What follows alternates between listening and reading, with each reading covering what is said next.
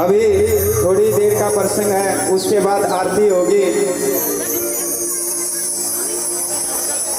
अगर थक गए हो तो पानी पी लो, पीछे कैंप रखे हैं, बैठ जाइए, थोड़ी देर का ही प्रसंग है। उसके बाद दिव्य आरती और प्रसाद लेकर जाएं, क्योंकि कथा सुनने का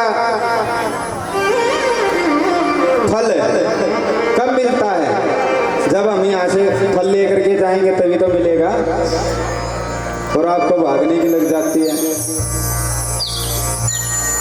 तो ऐसा विषम पितामह ने ज्ञान दिया है युधिष्ठिर को, और भगवान श्री कृष्ण द्वारिका चले जाते हैं अर्जुन को लेकर के। तो पूछते महाराज उस बच्चे का क्या हुआ जो गर्भ में था, जिसकी भगवान ने रक्षा की? तब जन्म होता है, वो परीक्षण करता भगवान को देख रहा, जिसकी गोद में जा रहा है उसको देख रहा कि जिसने मेरी रक्षा की वो कहाँ है। तो परीक्षण के कारण उसका नाम परीक्षित रख दिया। और विष्णु राहत है, विष्णु ने जिसको राहत दी इसलिए उसका नाम विष्णु राहत है। तो उस बच्चे को परीक्षित को पांडव राज्य दे करके स्वर्गारोहण के लिए चले जाते हैं। जब वह परीक्षित राज्य करने लगता है, अपने राज्य में भ्रमण करने लगता है, तो एक दिन उसने आश्चर्य देखा। क्या देखा? कि एक पैर पर बैल खड़ा हुआ और एक उसके पास गाय। उनको एक काला सा पुरुष मुकुट आदि आभूषण धारण किए उनको पीट रहा, डंडे से पीट रहा। तो परीक्षित ने जब ये देखा तो उनको क्रोध आया कि मेरे राज्य में ऐसा। तो तभी धनुष पर बाण चढ़ा और उसको मारने के लिए दौड़े। अरे दुष्ट, रुक जा, तुझे मैं जीवित नहीं छोड़ूंगा। जब कलयुग ने देखा सभी जगह राजा परीक्षित की अधीनता है, तो मैं कहाँ जाऊं? तो वो परीक्षित की शरण में आ जाते हैं, शरणागत हो जाते हैं। तो उनको रहने के लिए 4 स्थान देते हैं। द्योतम पानम स्त्रिय सोना, मांस मदिरा,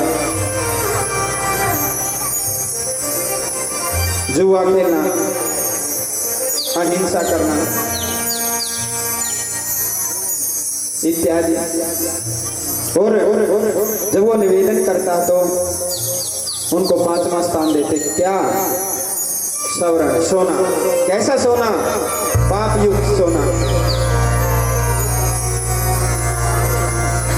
तो परीक्षित जब अपने राज्य में आता है, एक दिन शिकार खेलने के लिए जाता है। सिर पर सवर्ण का मुकुट धारण करके जाता है। कौन सा मुकुट?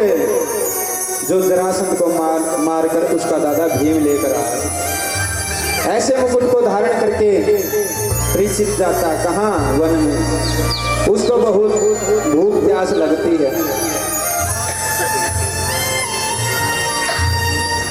वो समीप मुनि के आश्रम के पास पहुंच जाता है और समीप मुनि समाधि में बैठे हुए थे। तो राजा ने कहा कि महाराज जी कुछ खाने को दीजिए, पीने को दीजिए। परंतु महाराज की तो समाधि लगी हुई थी, ध्यान मगन थे। राजा के सिर पर क्या बैठा हुआ था? उस पाप युक्त सोने में कलियुग बुद्धि को भ्रष्ट कर दिया था। वहां पास में एक मृत सर्प सांप पड़ा हुआ था। अपनी तीर की नोक से उस सर्प को उठा करके समीक ऋषि के गले में डाल देते और वहां से चले जाते हैं।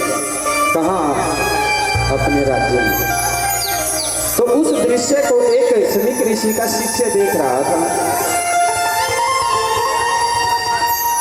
वह समीक ऋषि के पुत्र श्रृंगी के पास जाता है, जो नदी में स्नान करने के लिए गए हुए थे। जब उनको यह वृत्तांत सुनाता कि तुम्हारे पिता का राजा परीक्षित ने अपमान कर दिया, उनके गले में मरा हुआ सर्प डाल दिया, तो उस बच्चे को, श्रृंगी ऋषि को अपने पिता का अपमान सहन नहीं हुआ। तत्काल जल उठा करके 7 दिन में मरने का श्राप दे दिया। तक्षक सप्तमे हनि इति लंघित मर्यादा, जो तुमने मर्यादा का उल्लंघन किया है उसका फल भोगो। अब क्या भोगो? आज से ठीक 7 दिन बाद तक्षक नामक नाग तुम्हें डस लेगा, तुम्हारी मृत्यु हो जाएगी। जब वह बच्चे आश्रम में पहुंचे, वो बच्चा श्रृंगी श्राप देने के बाद भी रो रहा है उस मृत सर्प को देखकर, जो उसके पिता के गले में, कि देखो ये क्या हो गया, कितना बड़ा अपमान। तो जब अपने बच्चे के रोने की आवाज सुनी, समीक ऋषि ने समाधि खुली, समाधि टूटी, तो पूछा बेटा क्यों रो रहे? उसका कंठ अवरुद्ध हो गया था, रुक गया था। दूसरे बालक ने बताया, शिष्य ने बताया, गुरुदेव ऐसा ऐसा हुआ और इन्होंने श्राप दे दिया। किसको? राजा परीक्षित। तो समीक मुनि क्या कहते हैं? अनर्थ कर दिया, तो ऐसे धर्मात्मा को श्राप दे दिया। अरे गलती तो हमारी है। क्यों है गलती? वो हम भूखा प्यासा अतिथि हमारे घर पर आया और हमने सत्कार नहीं किया।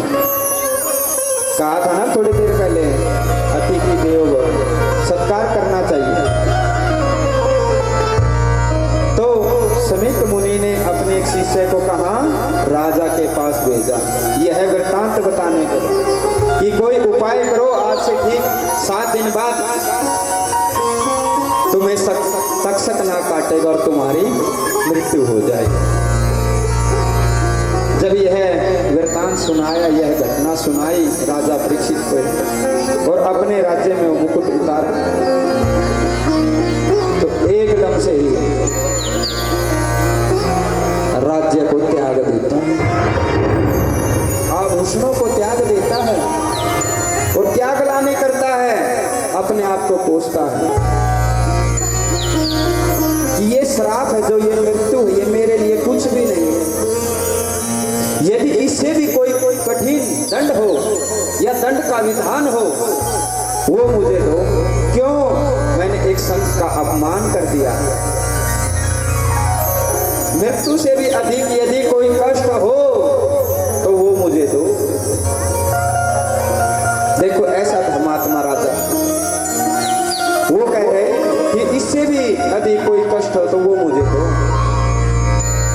सब कुछ त्याग करके अपने पुत्र जन्मेजय को राज्य सौंप कर कहाँ जाता है? शुक्रता गंगा के तट पर जाता है।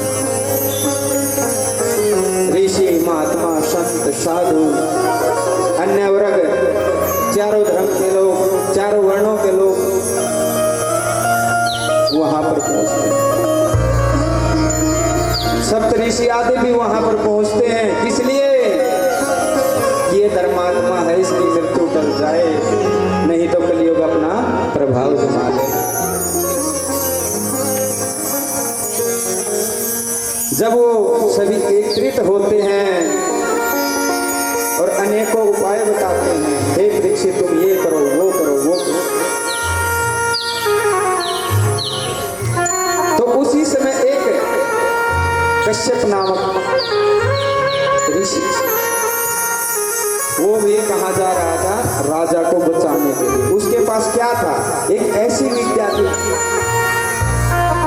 यदि भयंकर से भयंकर विष हो तो मंत्रों द्वारा उसको उतार देता था, पुनः वैसा का वैसा बना देता। कल भी वर्णन हुआ था ना मंत्र की शक्ति। आज भी हम कहते हैं विधि से, नियम से यदि करोगे तो फिर उसका चमत्कार देखना क्या है। देवता किस क्या देना, मंत्रों के तो अधीन है ना। महाराज पृथु के यज्ञ में जो आगे वर्णन आएगा, इंद्र को आसन सहित उसकी गद्दी सहित सुहा करने चल दिए थे। कौन? ब्राह्मण। किस चीज का प्रभाव था? उन मंत्रों का प्रभाव था जो स्वयं इंद्र भी सुहा होने के लिए खींचा रहा। किसके बल पर? मंत्रों के बल पर। तो तक्षक की उससे भेंट होती है। ये भागवत जी में वर्णन, हम किसी की निंदा नहीं करें कि वो ब्राह्मण था। अब आगे आएगा ना वर्णन। तो एक वट वृक्ष था, जैसे ही तक्षक ने उसको काटा तो वो जलकर राख हो जाता है। फिर तक्षक कहता है ब्राह्मण देवता अब करो इसको ठीक। तो मंत्रों द्वारा पुनः वैसा का हरा भरा वृक्ष बना देता है। तो वहां से ये लोग ये वेद बिकने लगे हैं। कैसे? तक्षक उस ब्राह्मण को धन देता है, माया देता है, अर्थ देता है, मनी देता है, क्या पैसा, सवर्ण। तो वो ब्राह्मण वहां से वापस चला जाता है। क्या किया उसने? हठशोलम, कल्याण करने वाले वेद को ही बेच दिया। तो जब सभी साधु संत महात्मा वहां एकत्रित हुए थे, इकट्ठे हुए थे, तो उनके मध्य में श्री सुखदेव मुनि महाराज का आगमन होता है। कौन से सुखदेव मुनि महाराज? जो जन्म लेते ही अपने घर से निकल दिए थे। उनके पीछे पीछे कौन थे? उनके पिता व्यास थे। वही परमहंस श्री सुखदेव जी का आगमन होता है। तो सभी साधु संत महात्मा अपने आसन से खड़े हो जाते हैं और उनका स्वागत करते हैं। जब राजा परीक्षित देखता है ये इतने बड़े संत महात्मा हैं, तब दयाष्ट वर्षम सुकुमार पाद, 8 दूनी 16, वो 16 वर्ष के कुमार श्री सुखदेव मुनि, उनका सभी पूजन करते हैं, उनको नमस्कार करते हैं और ऊंचे सिंहासन पर बैठते हैं। जब राजा यह दृश्य देखता है कि इतने बड़े बड़े साधु संत महात्मा सप्त ऋषि उसको प्रणाम कर रहे हैं, उसका पूजन कर रहे हैं, तो अवश्य ये भगवान है। जब सब हैं, किसी के सामने झुकते हैं, वो परम शक्ति तो है ना, तभी तो झुकते हैं। परमात्मा के आगे तो झुकते हैं ना। तो वो परमहंस किस लिए आया? परीक्षित के कल्याण के लिए आया। क्यों आया? क्योंकि वो धर्मात्मा है। यदि हम धर्म पर चलेंगे तो हमारे लिए भी कोई ना कोई परमहंस अवश्य आएगा। तो भक्तों, धर्म का मार्ग चुनो, धर्म के पक्ष में रहो, भगवान के सन्मुख रहो, उसके पीछे मत देखो। ये मत देखो कि हमें कोई नहीं देख रहा है, वो सबको देख रहा है। तो उनके मध्य श्री सुखदेव जी महाराज का आगमन होता है। राजा परीक्षित उनका पूजन करते हैं, अभिवादन करते हैं और क्या कहते हैं कि हे गुरुदेव, मेरे पास सिर्फ 7 दिन, क्या मेरा उद्धार हो जाएगा? तो सुखदेव मुनि कहते हैं, अरे राजन, ब्राह्मण देवता आरती की तैयारी करेंगे। तो हे राजन, खड़वांग राजा जिसके पास एक मुहूर्त ही था, उसने अपना कल्याण कर लिया था। वो कैसे महाराज? राम के ऊपर की पीढ़ी में खड़वांग राजा हुए, जो देवताओं की सहायता के लिए गए थे। तो देवताओं को विजय दिलाकर जब वो आने लगे तो देवता ने कहा कि हम आपको क्या उपहार दें? तो खड़वांग राजा ने कहा, महाराज हमें कुछ नहीं चाहिए, बता दो कि मेरा जीवन कितना बचा है। ये पूछा महाराज। तो उन्होंने कहा कि तुम्हारे पास तो एक ही मुहूर्त बचा है। तो उसी समय ध्यान धारणा समाधि से उस परम पद को प्राप्त कर लिया। किसने? खड़वांग राजा ने। तो सुखदेव मुनि जी कहते हैं, हे परीक्षित, मैं भगवान के द्वारा इसलिए ही आया कि तुम्हारा मोक्ष है। तो आज इस भागवती वार्ता को यहाँ पर विश्राम देते हैं और एक बार हाथ जोड़ करके श्री सुखदेव मुनि महाराज को प्रणाम करते हैं। वो परमहंस हैं,